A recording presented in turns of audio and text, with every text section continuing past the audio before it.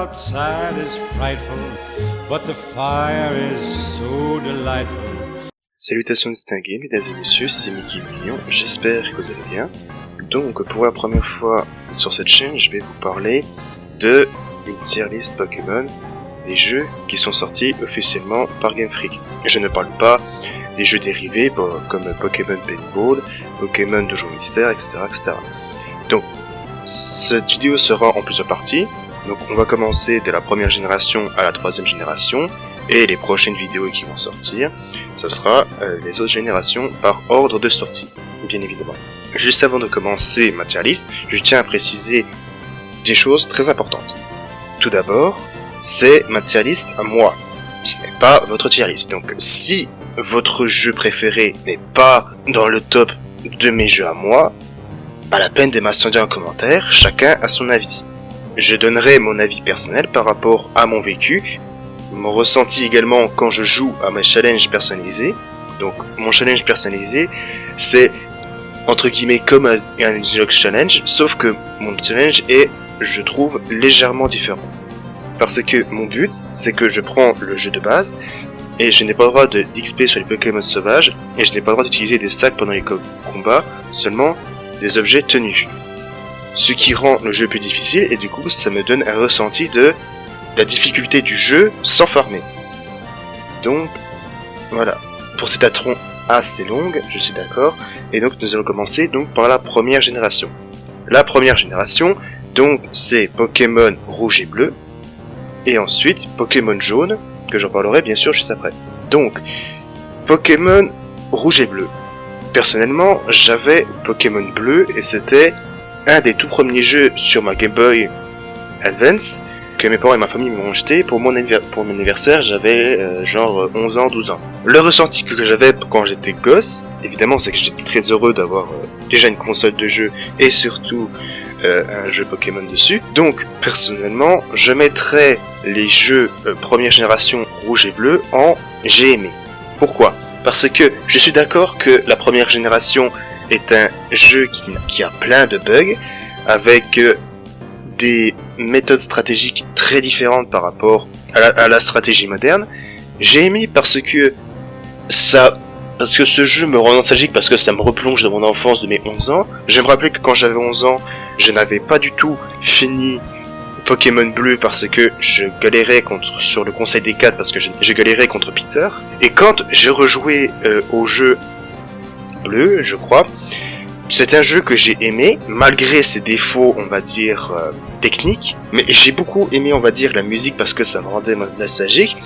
Et le jeu était plutôt difficile parce que j'ai beaucoup galéré sur le conseil des 4, car j'avais des niveaux d'écart. J'avais genre 15 niveaux de moins, et pourtant ça m'a empêché de réussir du premier coup sans trop galérer. Donc, ensuite... Nous allons parler de Pokémon jaune. Vous connaissez potentiellement mon amour infini que j'ai pour ce Pikachu. Donc Pokémon jaune, comment c'est Pokémon rouge et bleu, avec comme starter uniquement Pikachu. Et Pikachu... Comment essayer de rester poli, on va dire. Ce Pokémon a... d'accord, une bonne vitesse, par contre, il n'arrive pas à tanker les coups. Et quand tu as un Pokémon qui s'appelle Pikachu et que le premier Champignon que tu rencontres c'est Pierre, et que ton seul Pokémon que tu peux capturer dans l'aventure c'est un Pokémon de type combat pour passer l'arène, c'est un peu compliqué de dire comment tu vas faire pour continuer là-dessus. Et tu ne peux pas du tout l'évoluer en Raichu. Si il pouvait évoluer en Raichu, tu te dis peut-être ça aurait pu sauver la vie, mais non, tu es obligé de garder ce Pokémon avec toi dans ton équipe ou bien dans ton PC. Du coup, tu es obligé d'attendre. T'es comme bloqué pendant tout le début de la partie avec ce Pikachu, de capturer par miracle un Roucoule, que tu mettes le Roucoule de côté, mais avec le Roucoule tu vas galérer contre Pierre, pour après, par miracle, tomber sur Aventuria pour avoir Bulbizarre dans une maison, pour après enfin te débarrasser du Pokémon et enfin avoir un Pokémon potable.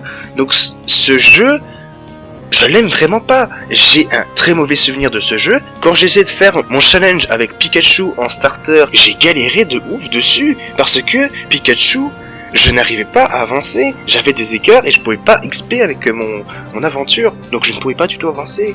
Voilà, je vais m'arrêter pour la première génération, mais comprenez à quel point je déteste ce jeu. Enfin, surtout Pokémon Jaune. Ensuite, Pokémon Or et Argent, puis Pokémon Crystal qui représente la deuxième génération. Personnellement, Or et Argent, je n'ai pas joué. J'ai seulement joué à Pokémon Crystal, mais c'était il y a 2 ans avec mon challenge personnalisé, quand j'ai recommencé à me relancer dans Pokémon et que j'ai voulu refaire avec mon challenge. Donc, mais par contre, Pokémon Crystal, j'ai aimé le jeu. Pourquoi ? Parce que je retrouvais des petits souvenirs ici et là, parce que je me rappelle d'avoir un peu joué à Pokémon Crystal avec la console de mes cousins, parce que on connaît tous la méthode de je suis le petit cousin, je demande à mes cousins qui sont plus âgés que moi, est-ce que vous pouvez me prêter le jeu s'il vous plaît. Voilà. Et donc, ce jeu-là, je l'ai plutôt apprécié parce que j'ai enfin retrouvé le premier Shiny Chromatique. Plus de 90% des gens avaient. C'est évidemment le Léviathan rouge dans le lac Colère. Et ce jeu, je l'ai plutôt apprécié. Avec mon challenge, je l'ai trouvé beaucoup plus difficile que les Pokémon rouge et bleu. J'ai vraiment galéré sur Peter. Et avec mon challenge, je me suis arrêté uniquement jusqu'à Blue. Parce que si j'allais jusqu'à Red, j'avais des Pokémon qui avaient déjà 10 niveaux d'écart sur Blue. Donc imaginez contre Red, j'avais genre 30 niveaux d'écart. Si je tape pas en premier, je me fais one shot. Voilà. Donc ce jeu, je l'ai plutôt bien apprécié. Et franchement, c'est un jeu qui me rend aussi un peu nostalgique, car ça me rappelle un peu, on va dire, mon enfance un peu voleur avec mes cousins. Et enfin, pour cette vidéo, nous allons parler de la 3e génération, donc Pokémon Ruby et Saphir, Pokémon Rouge-Feu, Vert-Feuille, et enfin Pokémon Émeraude. Donc, Pokémon Ruby et Saphir, c'est également 2 jeux que j'ai piqué à mes cousins pendant quelques instants, et que j'ai rejoué juste après, Rouge-Feu, Vert-Feuille, et enfin Pokémon Émeraude, j'ai joué bien après. Donc, Ruby et Saphir, c'est vraiment des jeux que j'ai appréciés. Vraiment, c'est pratiquement un de mes jeux préférés. Pourquoi ? Parce que sur Game Boy, c'est pratiquement beau. Les graphismes sont corrects pour la date de sortie du jeu, qui, pour rappeler, est quand même de 2005. Et de 2005, je rejoue au jeu et j'apprécie les sprites les sprites des personnages, j'apprécie le sprite des Pokémon, et j'apprécie, entre guillemets, l'histoire du jeu, même si bon... j'aime pas trop Pokémon Saphir parce que le rival, enfin le grand boss, c'est Arthur de la Team Aqua. Et comment dire que j'aime pas du tout ce boss. Donc c'est pour ça que je préfère largement jouer à Ruby. Enfin bref. Donc ce jeu, je l'aime beaucoup. J'aime beaucoup le sprite. J'aime beaucoup surtout personnellement les starters. Car première génération, deuxième génération, les starters, je les aimais évidemment parce que parce que tout le monde aime les starters, mais les 3 starters de Ruby et Saphir, je les aime vraiment. J'aime à fond Gobu, j'aime beaucoup je suis Team Lagron, j'aime ensuite Brasigali et Team Junko, j'apprécie aussi, même si stratégiquement il est moins bon que Brasigali et Lagron, y a aucun débat là-dessus. Donc Ruby et Saphir, j'ai apprécié de ouf, j'ai apprécié en faire avec mon Nuzlocke personnalisé. J'ai galéré de ouf sur Pierre Rochard.